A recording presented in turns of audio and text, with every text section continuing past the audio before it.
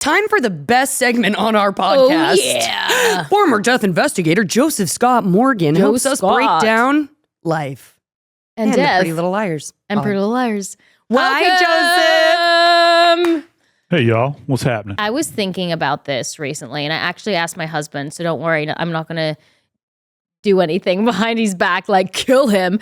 But, you know, it's really hard to kill someone. Right? Like, and get away with it. Sorry, that's, let me rephrase this. It's very hard to kill someone and get away with it. I was actually talking to my husband about it, and I said, okay, so if I killed you, what if I poisoned you? And he said, but they would know because they would find poison in my body. So I was like, scratch that off. Then I was like, well, what if, you know, I stabbed you with a knife? And he's like, but there would be a tussle. So you would probably on his body be able to see that he was like fighting back in some way. Right? So it's actually not that easy to get away with killing someone, right? No, it's not. I think a lot of people, and here's the thing about homicides in particular. I don't like the word murder. Sorry. It's a lawyer's word. I love the word homicide if I'm talking about death at the hand of another, because you're not judging anybody. Because there's certain homicides that occur that, well, they had to occur. Yeah. And so murder is kind of this kind of theatrical thing.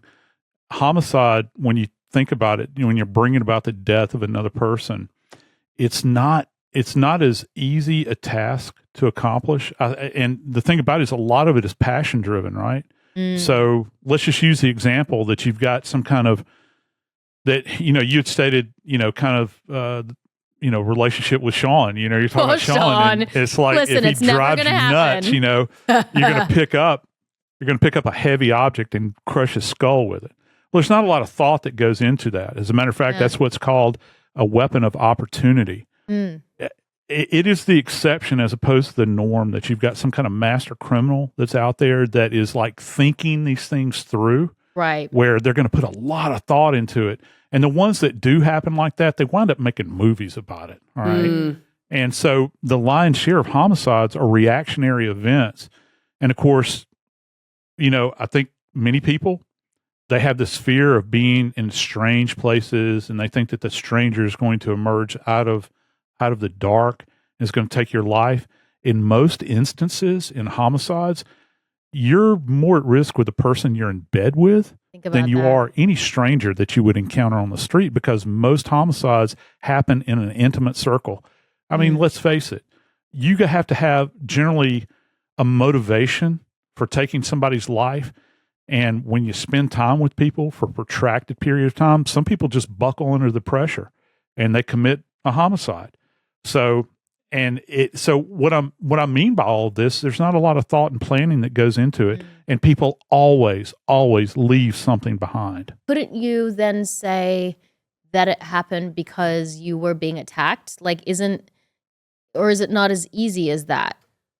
Couldn't it just be self-defense? Yeah, you could say that you were being attacked and you were simply attempting to defend yourself, perhaps, that you're trying to thwart the attack and put the individual off. And but the thing about it is that once that statement is made and it's thrown out there in the ether to the police that are investigating the case, you're going to be looked at really, really hard. And in most cases of homicide, investigators will look harder at those individuals that are in the intimate circle and stay on them for the longest period of time before they ever go outside of that circle. If you think about a bullseye on a target, that target is, if you have the body right in the center and it's kind of radiating out from that, you're going to think about the intimate circle surrounding that individual, who would want to take their life, who made this individual. So how did the deceased make this individual so angry that they were going to take their life? And who would gain by that? Who would want to act on that impulse? And so that's something that's going to be explored at a microscopic level, literally. And then you kind of radiate out from there as you continue your investigation. It's really hard to get away with. Most people fail at it. And I think my biggest fear, probably, I can almost guarantee you this, my biggest fear as a former death investigator is that I missed something. I'm terrified by that. I used to wake up and have dreams about that years and years ago, that I'd missed something on a case where I called it something other than what it was. And nothing specific, I can't hang my hat on it, but you always think the percentages increase with every death that you go out on and every death that you work. And you begin to think, did I miss something? Is there somebody walking around on the streets right now because I made a bad call, or I didn't look as hard as I should have, or I didn't press as hard as I should have? Is there somebody out there that got away with a homicide? Holy moly. Talk about a weight on your shoulders, man. Like, you really, really care, and it's so sacred to you. Wow. It's a real trust, I think. I think it is. I don't think that I don't think at this point in my life I'm up to that task. I did my time, but yeah, I try to convey that to any students that I have. That it's close to being pretty sacred to me. Because you're really, people can talk about being reverent. People can talk about being respectful. People can talk about how they honor individuals. But when you're really put to the test, when you're really given a task that can be Herculean, like trying to solve a death or try to solve the mystery behind a death, that you're starting to get into the sacred there, because you're the only one that's there as a death investigator that can literally speak for the dead. Do you believe in God? Do I believe in God? Yeah, absolutely. I have not. There's two separate questions I always get asked. That's number one. And number two is, have I ever seen a ghost? I get those two questions consistently. I've gotten it throughout my career over and over again. I'll have people that will ask me those two things.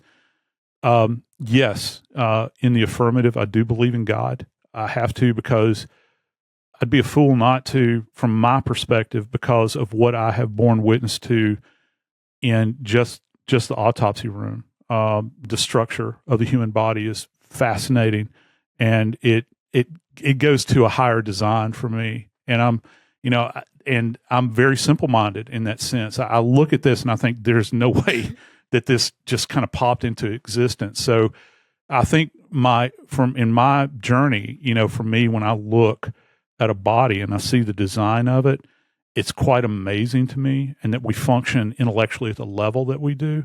So yeah, I have to. And this is the other thing. I've seen such bad things that I have to imagine that the opposite exists. There has to be good as well, because it's really easy to get caught up in the bad when all you see is death around you. Do you ever question God then and go, why would God let this happen to a child? Or, when you've seen some really terrible things happen, yeah, do you ever question your faith? I've wept over that question.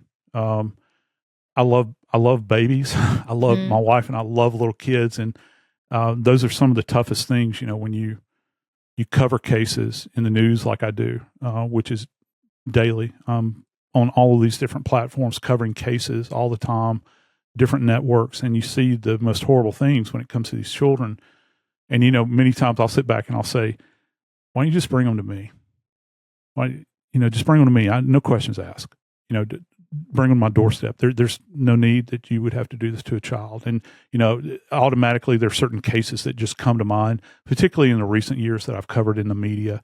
Harmony Montgomery in particular really affected me as kind of a media person now, because I felt my heart just broke for that little girl. She was blind in one eye, had been blind her entire life, and she was just so severely abused. And they still have yet to locate her body. And you look at that and you think, from a spiritual standpoint, how could God allow this? And I don't know that it's that God allowed it. It's that a man who's now been convicted of this did this. How could he have done this? And for me, it's that cut and dried. When I see this, how much evil did he possess within him that he would do this to this poor little child?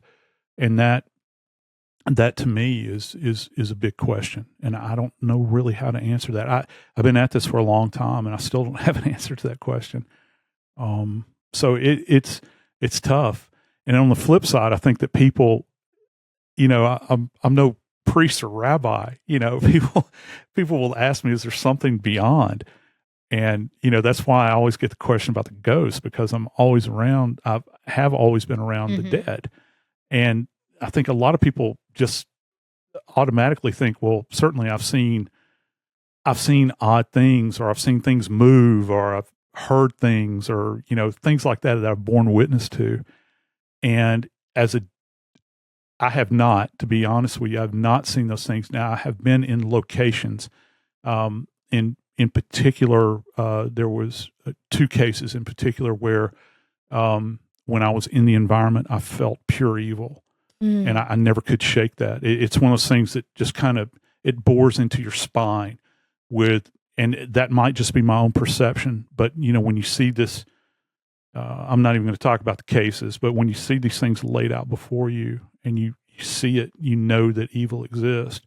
And so that's kind of confirmatory to me. Now, that would beg the question. So if there are ghosts, do you think that there are evil ghosts? I have no idea. I think I've just never had it manifested before me. I've had people say that they've seen things, or that they've heard things, or seen things move, and that sort of thing. But I don't get creeped out, by the dead at all. As a matter of fact, I tell most people I feel more comfortable walking around through a graveyard in the middle of the night than I do down a city street most of the time. So it's a very peaceful place to me.